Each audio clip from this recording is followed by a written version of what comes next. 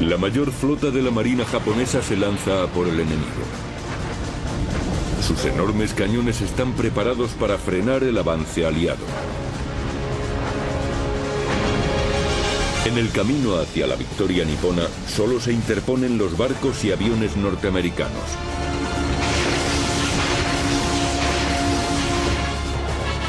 Las fuerzas estadounidenses se enfrentarán a la armada japonesa liderada por el legendario Yamato, el mayor acorazado de la historia.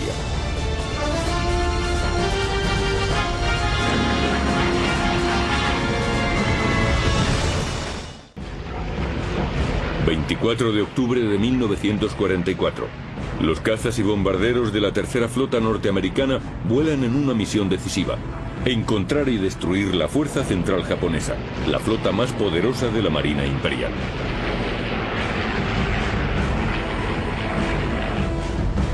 La fuerza central tiene un objetivo: eliminar a las fuerzas aliadas de tierra que ahora están invadiendo las Filipinas. El teniente Nick Fellner, de 23 años, piloto de Hell Drive, descubre incrédulo a su presa sobre las aguas.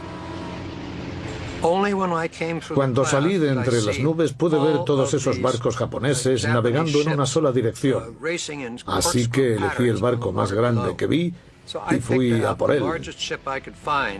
Era el objetivo más nítido que había tenido nunca frente a mí. El objetivo de Fellner es de hecho el mayor y mejor armado navío que nunca haya surcado los mares: el buque insignia japonés, el Yamato. Esta mole de 72.000 toneladas posee los cañones más poderosos de la historia. Su batería principal de 46 centímetros puede lanzar casi 1,5 toneladas de explosivos a unos 40 kilómetros. El Yamato fue diseñado para que pudiera destruir cualquier acorazado enemigo a gran distancia. O dicho de otra forma, estaba pensado para destruir la flota norteamericana antes de que ésta pudiera disparar un solo cañonazo. El Yamato, su gemelo el Musashi y los otros 27 barcos de la flota central se dirigían en busca de las fuerzas de tierra aliadas. Fellner tenía que actuar.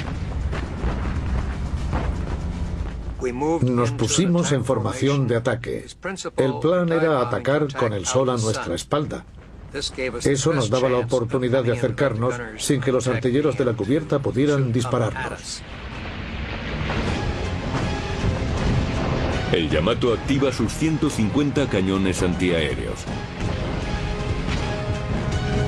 Fellner hace un picado hacia el ojo del huracán. Su Hell Drive lleva una sola bomba perforante de 450 kilos. Fellner debe dirigir su avión al objetivo, acercarse lo más posible y volar entre el fuego enemigo. Deberá avanzar unos 10.000 pies en un picado casi vertical con su máquina a tope. El factor más importante era caer sobre el blanco. A algo menos de 1.000 pies me di cuenta de que ya no tenía tiempo y pulsé el botón para soltar la bomba.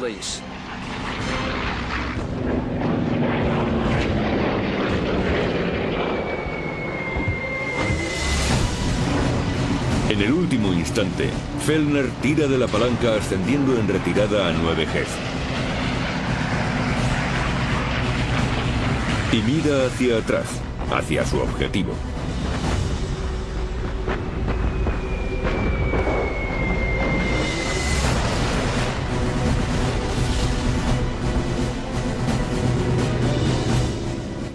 Hice un lanzamiento muy afortunado porque la bomba impactó en una de las muy pocas partes sin blindar del acorazado. La bomba de Fellner atravesó la cubierta y explotó en el interior del buque.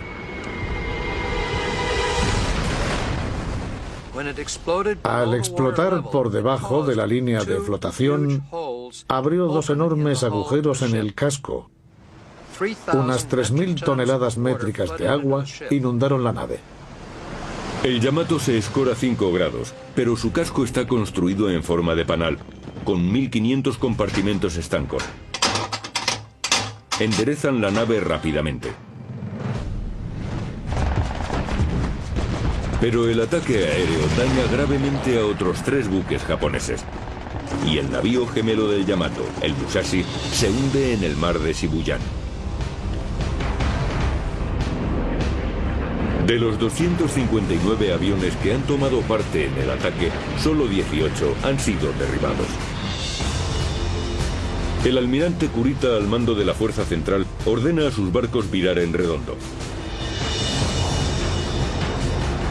Lo que parece ser una escaramuza de las fuerzas norteamericanas es en realidad el principio de una de las mayores batallas navales de la historia.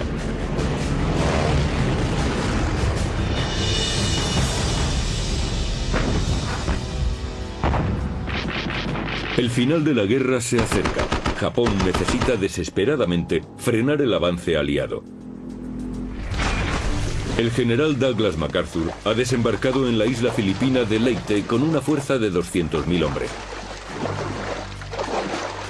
La invasión amenaza con cortar líneas de abastecimiento niponas. Japón no puede permitirse la derrota. Si los japoneses perdiesen las Filipinas, se cortarían las líneas de suministro entre Japón y las Indias holandesas. No podrían seguir manteniendo una economía de guerra, de modo que si Japón pierde las Filipinas, la guerra está acabada. A Japón apenas le quedan portaaviones. Su única esperanza reside en sus grandes acorazados. Y desarrollan una arriesgada estrategia a la que llaman Show-Go, o Plan de Victoria. El objetivo es destrozar la fuerza de invasión de MacArthur con los grandes cañones de los buques. El plan Show-Go divide la flota japonesa en 3 fuerzas. La central, comandada por el almirante Kurita, se dirigirá hacia Leyte a través del estrecho de San Bernardino. Una fuerza sur navegará hacia el norte en busca de las fuerzas de MacArthur por el estrecho de Surigao. El plan consiste en llevar estas fuerzas a través de unas aguas muy vigiladas y llegar a Leyte en un movimiento de pinza, por el norte y por el sur. La estrategia del plan es el engaño. Por el norte, una fuerza compuesta por la reducida flota de portaaviones hará de cebo, esperando a atraer a la tercera flota norteamericana del almirante Bull Halsey, despejando los canales hacia Leyte para que avance la fuerza central. Ahora, tras el exitoso ataque aéreo sobre la fuerza central, Halsey pica el anzuelo. Cree que Kurita se está retirando, así que se mueve hacia el norte para perseguir a los portaaviones japoneses. Entonces, apenas 2 horas después de haber dado la vuelta, el almirante Kurita ordena al Yamato y a los restantes buques que inviertan el rumbo hacia Leyte.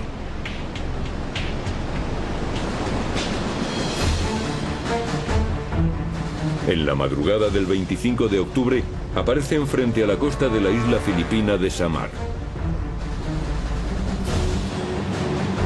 A las 6:35 avistan unos mástiles en el horizonte, a unas 25 millas náuticas. Los vigías japoneses aún no perciben siluetas y suponen que los barcos que tienen delante son una parte de la tercera flota de Halsey. No podían estar más equivocados. Es el Taffy 3, un grupo de la séptima flota norteamericana. Pequeños barcos que prestan apoyo a las tropas de tierra y protegen contra los submarinos. El Taffy 3, el pequeño grupo de abejas obreras, no tiene nada que hacer en el mar frente al gran Yamato. Lo último que espera esta pequeña fuerza es verse involucrada en un combate contra la fuerza central japonesa. Pero eso es justo lo que ocurre en la batalla de Samar. El Taffy 3 está compuesto por 13 barcos. Son 6 pequeños portaaviones de escolta, 3 destructores y 4 destructores de escolta.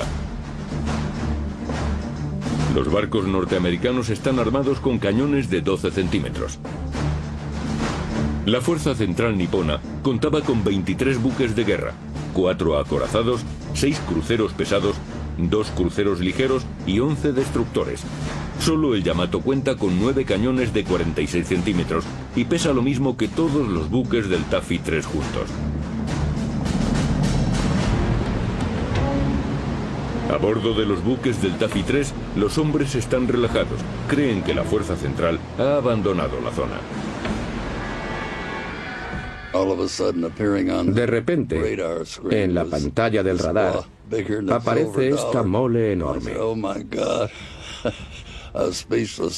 Me quedé sin palabras. Subí al puente y el capitán nos dijo: todo el mundo a sus puestos. Nos atacan.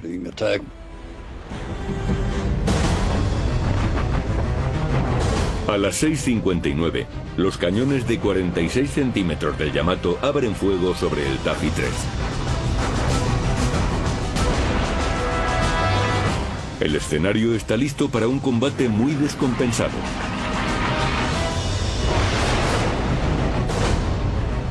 David y Goliat se enfrentan en alta mar.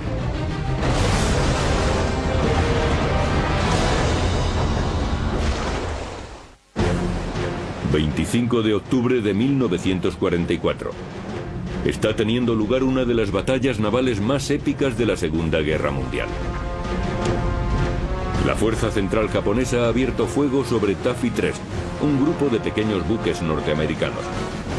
Los inmensos cañones del Yamato han entrado en acción.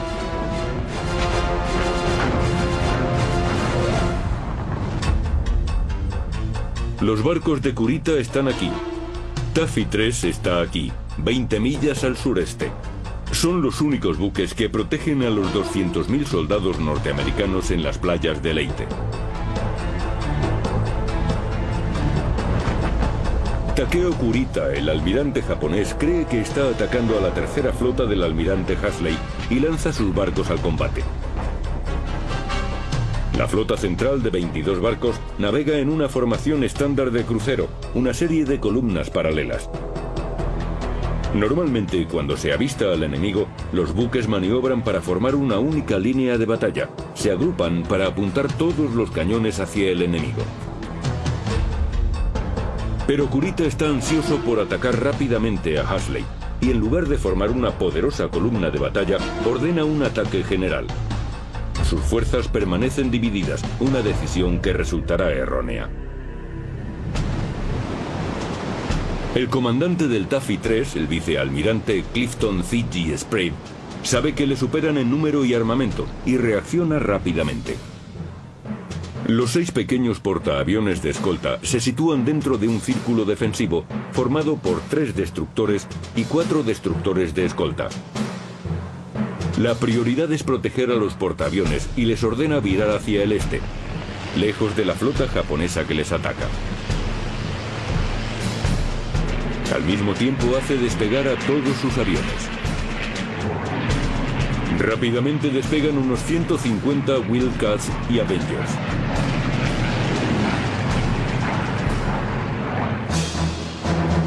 Los destructores y los destructores de escolta lanzan una pantalla de humo protectora. Usan botes de humo químico y añaden fuel directamente a sus chimeneas. Pero si bien esta maniobra oculta la retirada de los portaaviones, también expone a los destructores ante el enemigo. Estábamos en posición para proteger a nuestros portaaviones. Y mientras estábamos creando esa pantalla de humo, intensificaron el fuego y empezaron a ponernos nerviosos viendo tanto fuego a nuestro alrededor. El barco más cercano a la fuerza japonesa es el destructor USS Johnston. Su comandante, el capitán de fragata Ernest Evans, no está dispuesto a dejar que el enemigo les arrolle sin presentar batalla. Sin esperar órdenes, Evans lanza la ofensiva.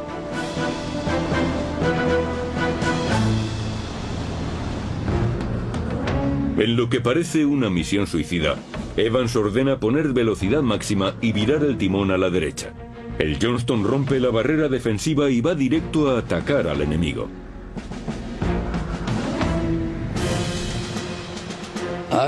Hablé con el capitán. Lo único que le dije fue que no permitiese que nos hundiéramos cargados de torpedos.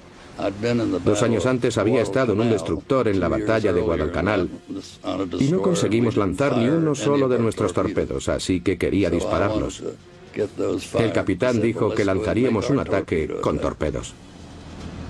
Para realizar un ataque efectivo, Evans debe acercarse hasta 5 millas y media.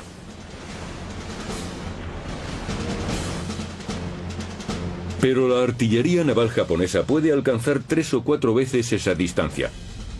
Una sola andanada del Yamato podría echar a pique al Johnston.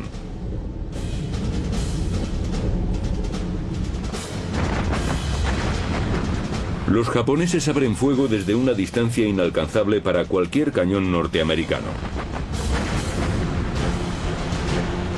El Johnston avanza sin miedo zigzagueando entre las albas enemigas. Evans ordena a su tripulación perseguir piques.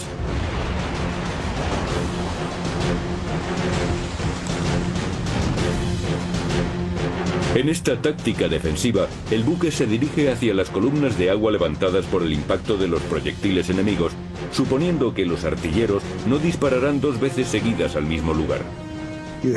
Nos lanzábamos directamente hacia allá, esperando que sus artilleros cambiasen los ajustes o la elevación de los cañones en el siguiente disparo. El Johnston se acerca a los barcos enemigos. Está a 10 millas, la distancia de ataque para sus cañones de 12 centímetros. A las 7:10 de la mañana, el Johnston abre fuego sobre el crucero pesado que va en cabeza, el Kumano. No creía que pudiéramos atravesar el blindaje de un crucero, pero podíamos dañarlo, inutilizar los cañones pequeños y cosas por el estilo.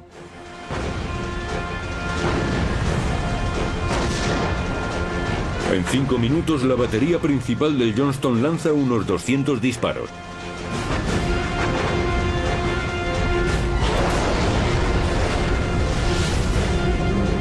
Los proyectiles de 24 kilos estallan sobre la cubierta del Kumano. El Johnston avanza hacia el buque enemigo. Sus torpedos están listos. El Johnston es un destructor de la clase Fletcher, diseñado para escoltar y proteger contra lanchas torpederas y submarinos. Al pesar solo 2.100 toneladas, a los destructores como el Johnston se les apoda latas por su falta de blindaje. El Kumano es 6 veces más grande que el Johnston. Mide casi como 2 campos de fútbol a lo largo y está blindado de proa a popa. El Johnston es ligeramente más rápido que el Kumano, pero el armamento de este es muy superior al del Johnston.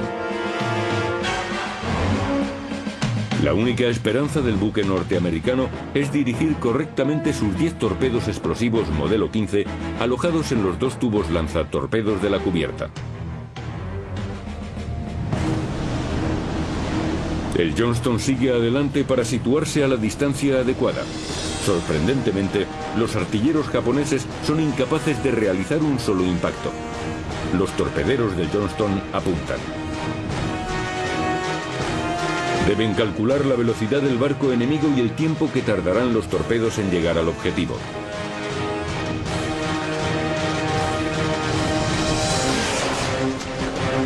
Tras la orden del capitán Evans, las explosiones de aire comprimido lanzan los torpedos al agua. Cada uno de ellos alberga una potente carga, 375 kilos de explosivo. Tras disparar, el Johnston maniobra bruscamente para alejarse. Sus torpedos navegan a una profundidad de 2 metros con una velocidad de 27 nudos hacia el objetivo. Se produce una violenta explosión. El Kumano ha sido alcanzado y dañado. Uno de los torpedos del Johnston había reventado la proa del Kumano y el barco tuvo que retirarse. Además, un segundo crucero, el Suzoya, también se retira para permanecer a su lado.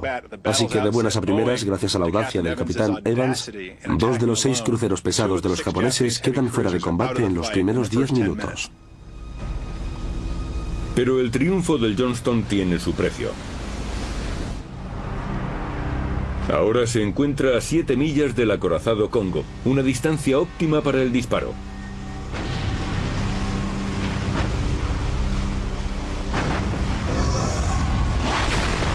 A las 7:30 el Congo dispara 3 proyectiles de 35 centímetros. Los obuses de 680 kilos vuelan a 800 metros por segundo. Finalmente, atraviesan la cubierta del Johnston y alcanzan la sala de máquinas. La velocidad del barco norteamericano se ve reducida a la mitad. Ya solo navega a 17 nudos. Es una presa fácil. Segundos después, 3 proyectiles de 6 pulgadas, probablemente del Yamato, destrozan el puente.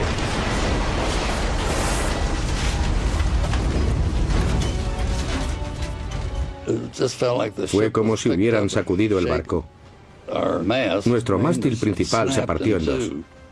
Tras los impactos, yo estaba alerta a todo lo que ocurría y vi cómo el mástil se venía hacia abajo. Fue un caos absoluto. Los proyectiles japoneses paralizan las torretas de popa de 12 centímetros accionadas eléctricamente. Mi cañón estaba bajo el control del artillero jefe, pero cuando recibimos ese impacto, todo se bloqueó. Mis cascos, por los que recibía las órdenes, dejaron de funcionar. Perdimos la conexión eléctrica del cañón. Nos quedamos fuera de servicio. El puente está cubierto de sangre. El capitán Evans ha sufrido heridas graves, pero no cede el control de la nave. El capitán Evans se ve obligado a abandonar el puente y pasar al timón de popa. En el puente no queda nadie. No se ven más que vísceras. Es la escena de una carnicería inimaginable. Increíblemente, los equipos de reparación del Johnston consiguen recuperar 2 de las 5 torretas con cañones de 12 centímetros. El comandante Evans está decidido a seguir luchando y el Johnston sigue en pie. Los otros barcos se preparan para entablar combate. Mientras, los pilotos de los portaaviones del Taffy 3 se lanzan contra la enorme fortaleza flotante de la armada japonesa.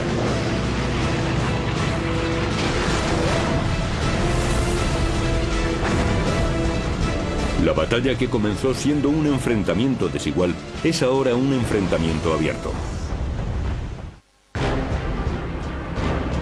25 de octubre de 1944. Los diminutos aviones pertenecientes al Taffy 3 despegan en un intento desesperado por impedir que la fuerza central japonesa aniquile sus buques. Estos cazas y bombarderos están armados para ataques a tierra y misiones contra submarinos.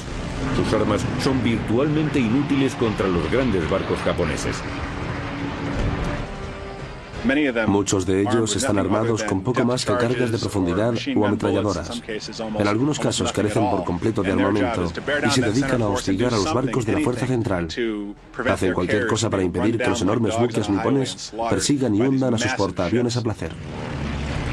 El teniente Robbie vuela con una división de cazas FM-2 Wildcats provenientes del portaaviones de escolta Gambier Bay.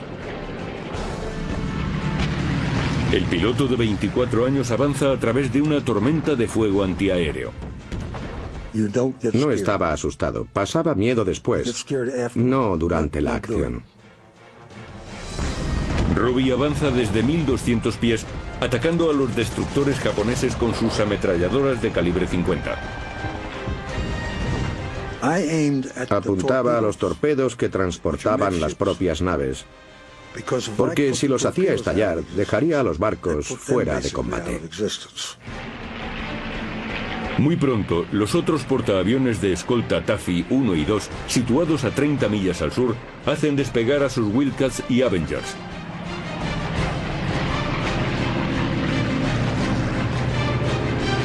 A las 7:15, cientos de aviones aliados llenan el cielo.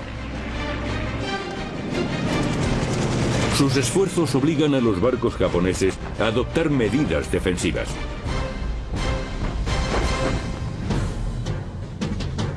Esta pausa en el ataque japonés permite a los destructores Hall y Herman lanzar sus torpedos. Los del Herman se desvían de su objetivo, pero avanzan hacia el Yamato. El buque insignia japonés tiene que virar completamente para evitar el impacto. Desde la carlinga de su FM-2 Wildcat, Robbie observa la maniobra del Yamato y decide atacarlo con sus ametralladoras. Empecé a disparar a las posiciones antiaéreas de la cubierta de proa, porque estaban desprotegidas. Pero cuando ya no podía dispararles porque volaba demasiado bajo, disparé al puente hasta agotar la munición. Sorprendentemente, tras el ataque estadounidense, el Yamato no vuelve al combate. Pero la fuerza central de Kurita todavía conserva un temible poder bélico. A las 7:35, el diminuto destructor norteamericano de escolta Samuel B. Roberts se une a la batalla y lanza sus torpedos contra el acorazado Chokai.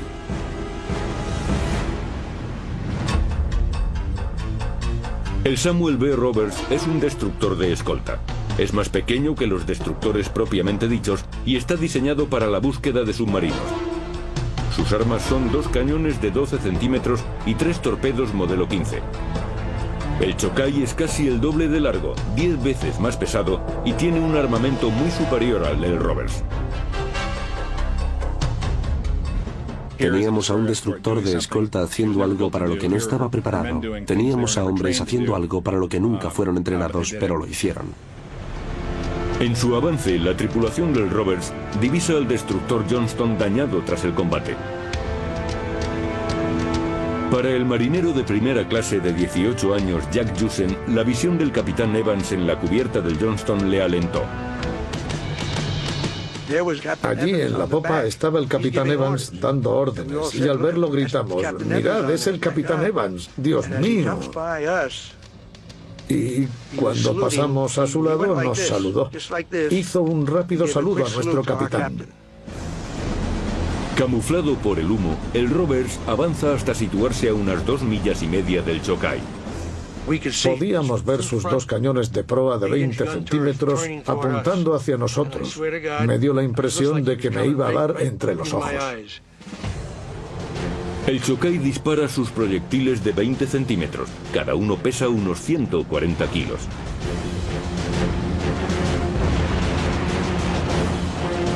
Pero el Roberts se ha acercado tanto que el crucero japonés no puede ajustar sus cañones y sus obuses se pasan de altura. El Roberts lanza entonces hacia el Chokai 3 torpedos modelo 15 de 7 metros de largo que consiguen un impacto directo en el crucero pesado. Teníamos 18 años. Gritábamos como si fuera un partido de béisbol. Entonces el Roberts ataca con las únicas armas que le quedan. Empezamos a dispararles con nuestros 2 cañones de 20 centímetros. Eso era todo lo que nos quedaba, pero estábamos dando en las partes superiores de esos cruceros. Un proyectil de 12 centímetros puede rebotar en el casco, así que nuestros artilleros apuntaban a las partes más vulnerables. Durante 60 minutos, el Roberts se bate en igualdad contra adversarios que son de 10 a 30 veces más grandes. Hacen más de 600 disparos con sus cañones de 12 centímetros. Pero a las 8:15,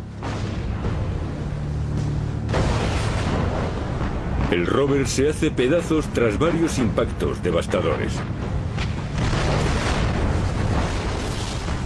Nuestro cañón de popa recibió una andanada de proyectiles de 20 centímetros.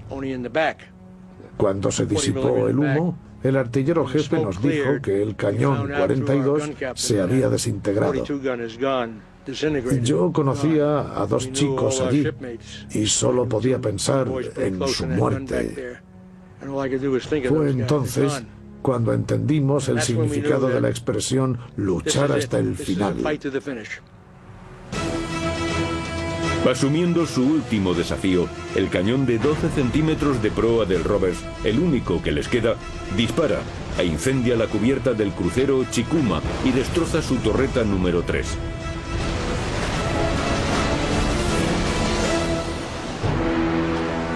Momentos después, 3 proyectiles de 35 centímetros provenientes del acorazado Congo impactan en el Roberts, abriendo un agujero de 12 metros en el casco cerca de la línea de flotación.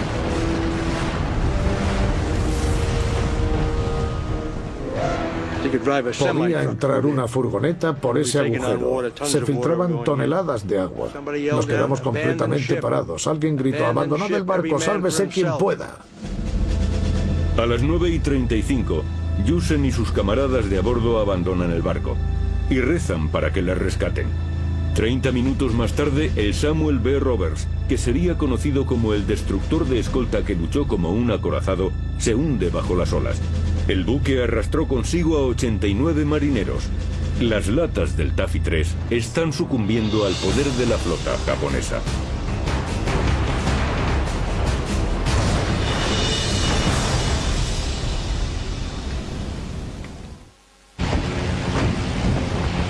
...25 de octubre, 9 de la mañana. La batalla para proteger la fuerza de invasión de MacArthur dura ya más de 2 horas.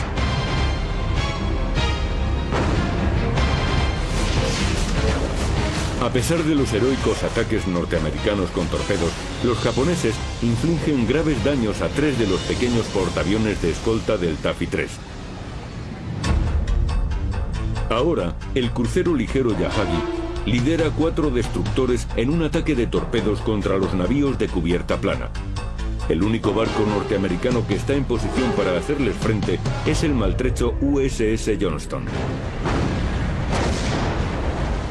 El Johnston abre fuego con los pocos cañones de 12 centímetros que le quedan. Disparábamos cada vez que podíamos fijar un blanco y seguimos disparando mientras pudimos. El capitán Evans ordena al Johnston avanzar a toda máquina para cruzar la T de la columna japonesa. Cruzar la T es una táctica naval clásica en la que una nave cruza frente a un enemigo, de modo que aquella puede disparar con todos sus cañones, mientras que el enemigo solo puede hacerlo con su armamento frontal. Pero antes de que el Johnston pueda cruzar la T, inesperadamente, el Yahagi vira a estribor y los destructores le siguen. De repente empiezan a girar uno detrás de otro. Sabíamos que estaban preparando algo, tal vez un ataque con torpedos, pero su posición era tan inapropiada que teníamos muchas dudas. Los japoneses disparan sus torpedos.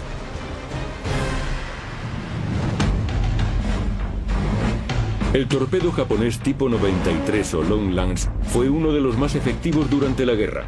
Con un alcance máximo de 32 kilómetros y una carga máxima de 450 kilos de explosivos, puede hundir un barco con un solo impacto. Como a todos los torpedos, hay que programarle previamente la velocidad, alcance y profundidad de navegación. Pero el Johnston ha hecho que los japoneses disparen prematuramente antes de hacer los ajustes necesarios, y los torpedos no alcanzan su objetivo.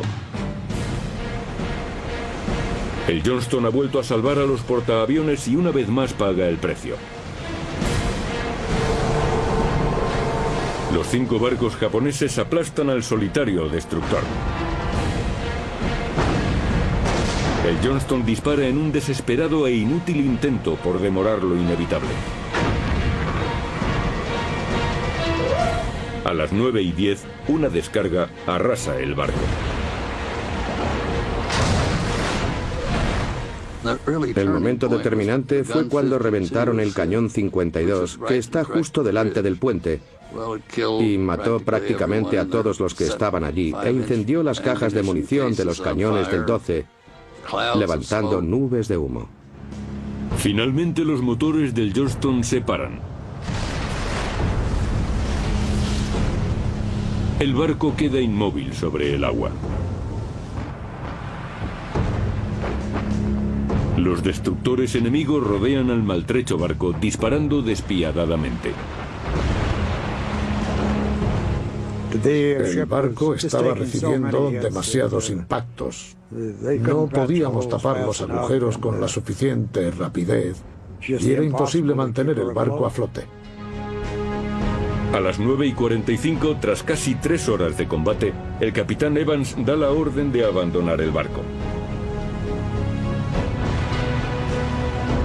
25 minutos después, el Johnston se hunde bajo las olas. Se han perdido 186 miembros de su tripulación. Pero sorprendentemente, el Johnston y Taffy 3 han logrado lo imposible.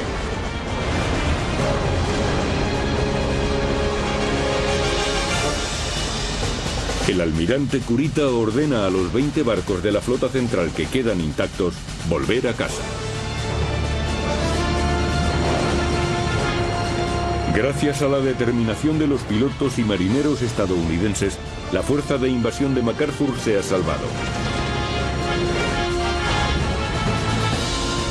La batalla de Samar ha concluido. David ha derrotado a Goliat. El almirante Sprague dijo que según él, la decisión del almirante Kurita de virar en redondo se debió a que había recibido demasiados daños para seguir adelante. Creo que probablemente empezó a sospechar que el plan So-Go no era viable. Su decisión fue un tanto extraña, pero teniendo en cuenta los factores, es comprensible. El éxito del Taffy 3 al conseguir que la flota central retroceda supone un gran sacrificio. 2 destructores, 2 portaaviones y un destructor de escolta han sido hundidos. Casi 1 millar de supervivientes de entre sus tripulaciones, incluyendo a Jack Jusen, Bob Hagen y Bob Hallenbaugh, pasan 70 horas en las aguas plagadas de tiburones antes de ser rescatados. Más de 1000 marineros y pilotos han muerto. Tras su heroico servicio, el Taffy 3 recibe una mención presidencial por su extraordinaria valentía en acción. El capitán Ernest Evans del Johnston abandona el barco con su tripulación, pero no se le volvería a ver. Se le otorga la medalla de honor a título póstumo. El poderoso Yamato no tendrá ningún honor. El acorazado más poderoso de la historia ha demostrado ser tan solo el elemento más llamativo del combate.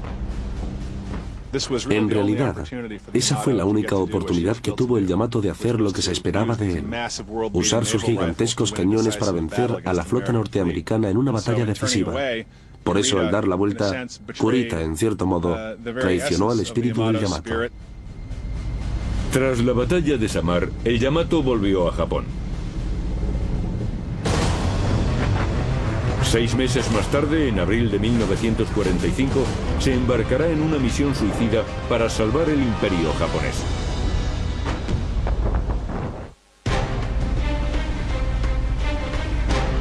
...6 de abril de 1945... la Marina Imperial lanza una última y desesperada ofensiva en el Pacífico, la Operación Tengo o Cielo 1. El plan Tengo es el equivalente naval de los kamikazes. Era una misión suicida, un viaje solo de ida, liderado por el Yamato, que saldría de la isla de Japón para atacar el fondeadero norteamericano en Okinawa. Si Japón perdía Okinawa, los Estados Unidos tendrían la base que necesitaban para atacar las islas principales del sur, de manera que este es un momento determinante. El Yamato y su escolta de 9 cruceros y destructores son descubiertos por submarinos estadounidenses al sur de la isla de Kyushu. Al día siguiente, 7 de abril, más de 300 aparatos despegan de portaaviones norteamericanos y se lanzan hacia un violento choque con la fuerza Tengo.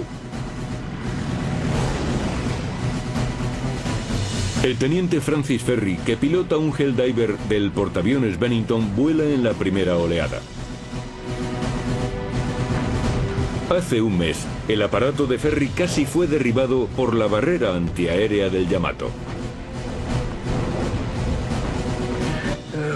Sabíamos a qué nos enfrentábamos y yo tenía una mezcla de sentimientos. El Yamato me había atacado una vez y presentía que esta vez me alcanzaría. Ferry pilota un Curtiss SB-2C, el legendario Helldiver, conocido como la Bestia. El Helldiver tenía mayor velocidad punta y más del doble de bombas que su predecesor, el SB-D Danles. Cada uno de los pilotos de la división de Ferry llevaba un arsenal de 8 cohetes de 12 centímetros y 2 bombas perforadoras de 450 kilos.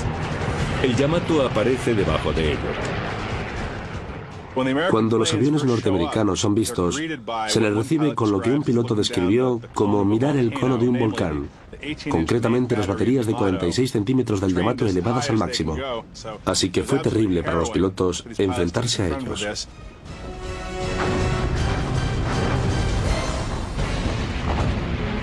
A las 12:20 del mediodía, Ferry pica desde 3000 pies de altura apuntando al blanco. Usé mis cañones de 20 milímetros para ayudarme a apuntar porque llevaba trazadoras. Si las trazadoras iban rectas, sabía que estaba volando recto. Podía ver cómo las trazadoras iban directas al Yamato. Y solté mis 8 cohetes y las bombas de 450 kilos a la vez.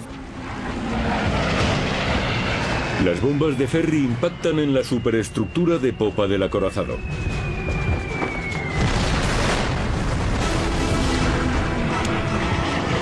Los otros Helldivers vuelven a lanzar sus ataques.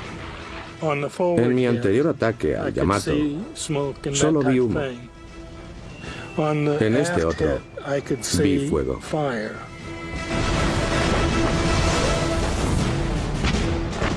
Varios aviones caen víctimas del fuego antiaéreo. Pero sus ataques se llevan por delante la mayoría de los cañones antiaéreos del Yamato. El camino está despejado para las 2 próximas oleadas de bombarderos. Los artilleros jefe nipones están fuera de combate.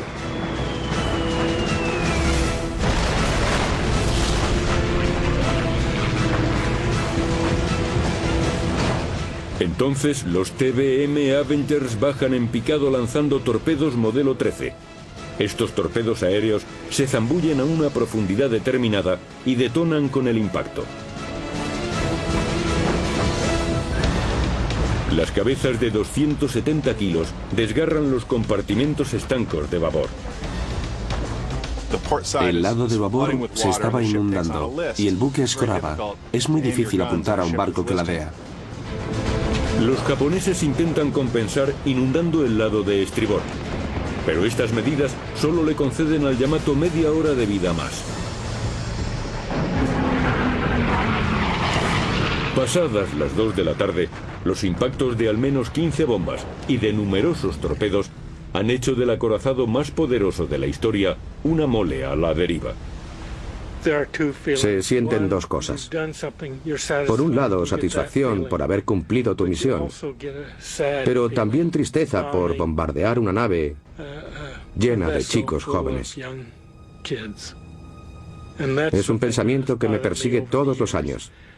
Cada 7 de abril se repite.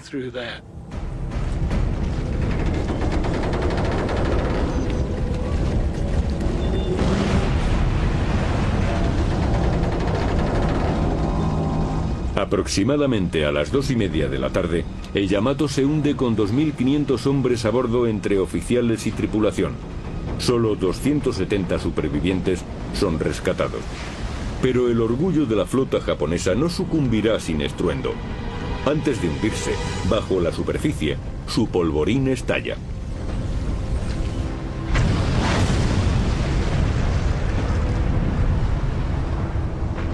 El 7 de abril de 1945, los ataques aéreos no solo hunden al Yamato, sino también al crucero Yahagi y a los 4 destructores de la desventurada misión Tengo.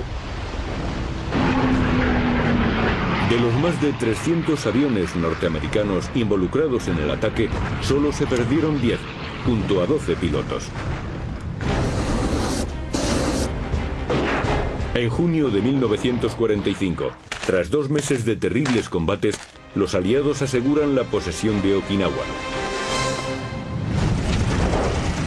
Tras el fracaso de la misión Tengo, la flota japonesa, que aún estaba operativa, nunca saldría de nuevo a enfrentarse con el enemigo. El Yamato fue diseñado como la encarnación del poder y la gloria imperiales. Irónicamente, sus llamas se convirtieron en la pira funeraria de toda la armada japonesa.